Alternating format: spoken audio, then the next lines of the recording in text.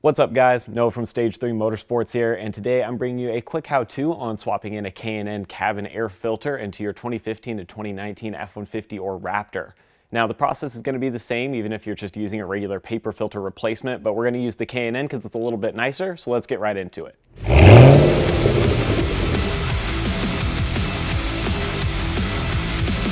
A quick note on the cabin air filters is that this is actually only going to apply to F150s that are 2015 and newer. The older generation didn't actually have a cabin air filter in it, so there's nothing to replace. But with this one, it's going to be a little bit more in depth than you might expect. You will actually need a body trim tool like this little wedge I have here, and you're also going to want to have a 7mm socket with a ratchet.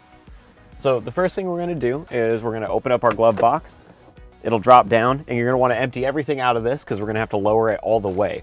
So once everything's out and clear, then you're gonna remove this little assist that's on the side that's kind of facing the door, and you'll just lift up slightly and kind of pull back on that. It's in sort of an oblong hole where it connects, and then you can push that out of the way.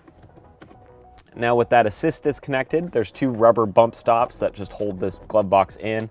So if we push these forward, then that glove box can drop down all the way. There you can kind of see the little assist that I was talking about. It's just got a nub on the end that you're removing, and you can push it back so it's not getting in the way of everything. So now with that clear, we need to actually work on this top section, because what you'll see is that when you peek in here, the cabin air filter is in there and you can see the little honeycomb door that's actually covering it, but it's behind this top section of the dash. So we'll start by pulling the rubber out of the way. And this is all just held in with pressure. Then we're going to take our body trim tool, and you're going to want to be careful here because we're going to need to remove this sort of carbon gray textured trim piece on the inside, and it uses plastic clips to hold it, and you want to kind of pry it out towards you as much as you can, but you don't want to try and break any of these. So I'm going to wedge the back into here and kind of put some pressure and pop everything.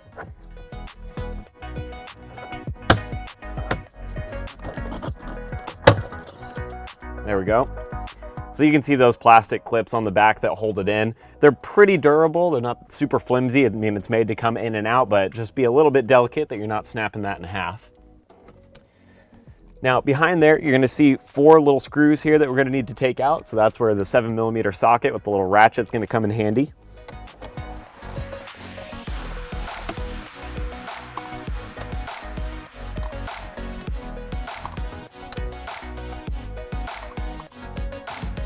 With all four of those little screws removed, now we need to just pull this entire plastic section out, and this is held in with more clips behind it, so you just want to be careful as you work this thing forward.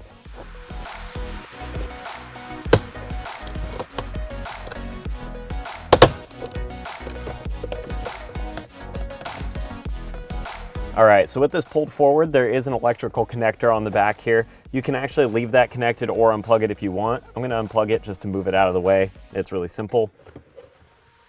All right. Now behind this honeycomb panel is where you're going to find the actual cabin air filter panel that we're replacing. And all you need to do is remove it from the sides here by just kind of pulling those clamps back towards you. That's going to release the door.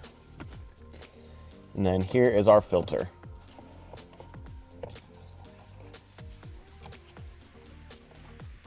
You can already see little bits of dirt and plants coming out of that. Oh yeah, so this thing has probably never been replaced. I don't know if you guys can tell, but that is packed with dirt and leaves and all sorts of junk in there. So this was needing to happen for sure. Now we've got our new K&N filter here, which is just gonna slide in from the top. There we go. That's a perfect fit. And we can take our door with the honeycomb on the bottom and these kind of indents towards the top of the door, and that's just gonna sit right back in the same way it was when we pulled it off. A little bit of pressure will clip it on.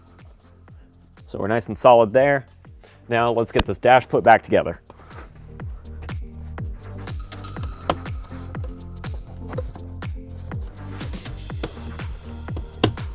So, screws.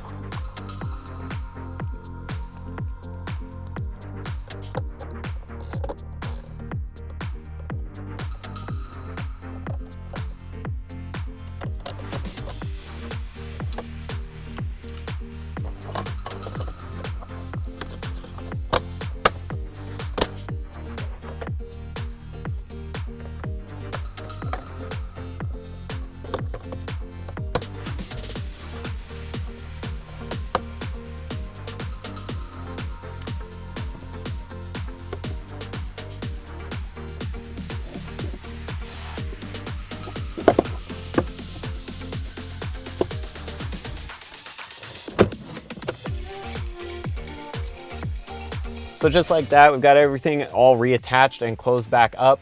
Like I said, it's really pretty simple overall. You only need basic hand tools to make this happen. Now we've got that nice K&N filter in there, so next time that we need to change it out, we can just clean that filter, knock the dirt out of it, and stick it back in, and we don't have to keep swapping through nasty paper filters that just wear out over time.